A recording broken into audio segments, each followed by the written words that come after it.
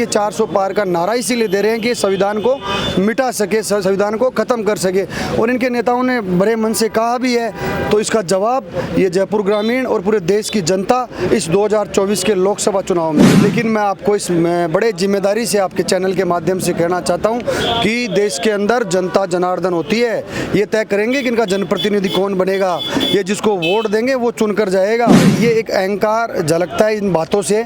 एक तरफ वो 400 पार कहते हैं, एक बार 25 में से 25 कहते हैं। जयपुर ग्रामीण परिवर्तन की ओर है। प्रत्येक 36 कौम के लोगों ने तय कर लिया है कि इस बार उनके बीच के व्यक्ति को, जिसको कांग्रेस पार्टी ने हाथ का निशान देकर भेजा है। नमस्कार, मेरा नाम है अभिषेक जाखड़ और आप देख रहे हैं आरजे टीवी 24। इस वक्त मैं जयपुर ग्रामीण लोकसभा क्षेत्र के अंदर मौजूद हूं और मेरे साथ कांग्रेस प्रत्याशी अनिल चोपड़ा। इनसे जानते हैं कि कैसा चुनाव प्रचार चल रहा है। मैच कुछ दिन बचे हैं। राम राम सा। राम राम राम राम। कैसे के लगा है अनिल भाई, के लगा प्रचार प्रचुर घूम रहे हो, 8-7 दिन बचे हैं। आप देख रहे हो या कि जो हुजूम, युवाओं का जोश, बुजुर्गों का आशीर्वाद इस बार जयपुर ग्रामीण में मिल रहा है। निश्चित रूप जयपुर ग्रामीण परिवर्तन की ओर है। प्रत्येक 36 कौम के लोगों ने तय कर लिया है कि इस बार उनके बीच के व्यक्ति को, जिसको कांग्रेस पार्टी ने हाथ का निशान देकर भेजा है। निश्चित रूप से तमाम इंडिया अलायंस के तमाम लोग एकजुटता से चुनाव लड़ रहे हैं और एक बड़ी जीत जयपुर ग्रामीण से कांग्रेस पार्टी को होने वाली है। पिछले 10 सालों में यहाँ बीजेपी के सांसद रहे, क्या कुछ काम करवाया है? देखिए, काफ़ी बड़ा विरोध है। अभी मैंने बताया भी कि वो वोट के टाइम आते हैं, पिछले 10 साल से यहाँ चुनकर जा रहे हैं। देश में बीजेपी की सरकार होने के बाद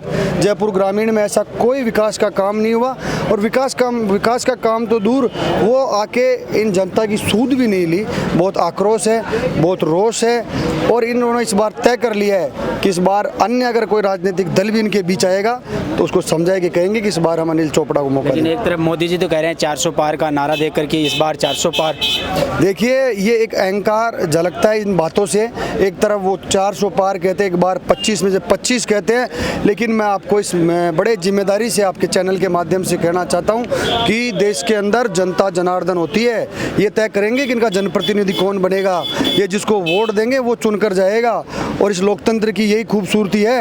ये 18 साल से ऊपर मतदाता, जिसको बाबा भीमराव अंबेडकर जी ने इनको हक दिया है, ये तमाम अपना नेतृत्व तय करेंगे। उन्होंने अपना नेतृत्व तय कर लिया है कि जयपुर ग्रामीण में इस बार किसान का बेटा, एक नौजवान 36 कौम को साथ लेकर चलने वाला एक आम व्यक्ति अनिल चोपड़ा इनके जनप्रतिनिधि चुनकर जाएगा। आपने कहा बाबा भीमराव अंबेडकर का संविधान को लेकर भी कुछ सोशल मीडिया पर बीजेपी के सांसद जो प्रत्याशी हैं उनके वीडियो वायरल हो रहे हैं। वो कह रहे हैं कि हमें 400 पार इसलिए चाहिए कि संविधान के अंदर संशोधन करना है। निश्चित रूप से आज ये बात उठ रही है पूरे देश के अलग अलग कोने से कि ये 400 पार का नारा इसीलिए दे रहे हैं कि संविधान को मिटा सके, संविधान को ख़त्म कर सके।